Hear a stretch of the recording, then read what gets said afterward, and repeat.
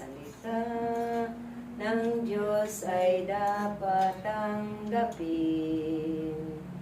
Ang salita ng Diyos ay dapat na sundin. Sa puso't isip, sana'y laging kamtin. Makakatulong siya sa ating pasanin. Sa pagtahak dito sa mundo, maraming pagsubok ang matatamo. Pakinggan mo, isabuhay mo, ang salita ng Diyos ang tanging gabay mo.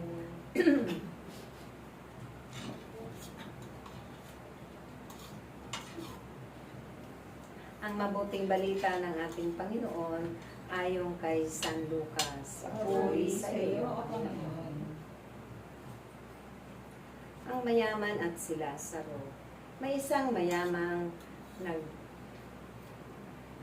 naramit ng mamahalin at saganang-sagana sa pagkain araw-araw. At may isa namang pulubing nangangalang Lazaro. Tadtad ng sugat na nakalumpasay sa may pintuan ng mayaman upang mamulot kahit mumong nahuhulog mula sa hapag ng mayaman.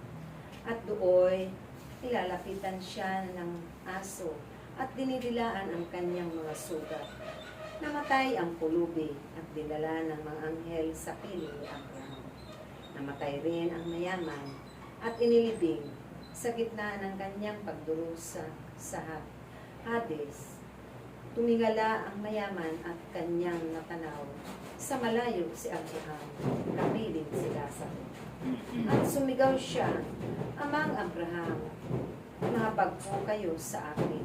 Utusan ninyo si Lazaro ay sausaw sa tubig ang dulo ng kanyang daliri at palamigin ang aking dila, sapagkat naghihirap ako sa apoy na ito. Ngunit sinabi sa kanya ni Abraham, Anak, alalahanin mo, nagpasasa ka sa buhay sa ibabaw ng lupa, at si Lazaro ay nagtiis ng kahirapan. Ngunit ngayon, inaaliw siya rito, samantalang ikaw na may nagdurusa.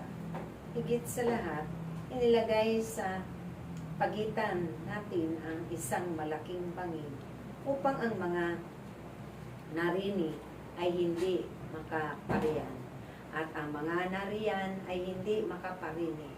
At sinabi ng mayaman, kung gayon po, at sinabi ng mayaman, kung gayon po, Amang Abraham, ipinamamanik ko sa inyo, papuntahin si Lazaro sa bahay ng aking mga ama, sapagkat ako'y may 5 kapatid na lalaki.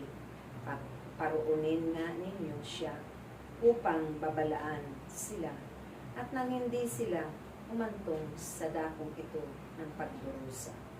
Ngunit sinabi sa kanya ni Abraham, nasa kanila ang mga sinulat ni Moises at ng mga propeta. Pakinggan nila ang mga iyon. Hindi po sapat ang mga iyon, tugon niya. Ngunit kung pumunta sa kanila ang isang patay na muling nabuhay, tatalikdan nila ang kanilang mga kasalanan. Sinabi sa kanya ni Abraham, kung ayaw nilang pakinggan ang mga sinulat ni Moises at mga propeta, hindi rin nila paniniwalaan kahit na isang patay na muling nabuhay. Mga kapatid, ito ang mabuting balita ng ating kaligtasan. Pinupuri ka namin, Panginoong Heso Kristo. Ang salita ng Diyos ay dapat tanggapin. Ang salita ng Diyos ay dapat na sundin. Sa puso't isip, sana'y laging kamtin, pagkat pasanin sa pagtahak dito sa mundo. Maraming pagsubok ang matatamo. Pakinggan mo, isabuhay mo ang salita ng Diyos, ang tanging gabay mo.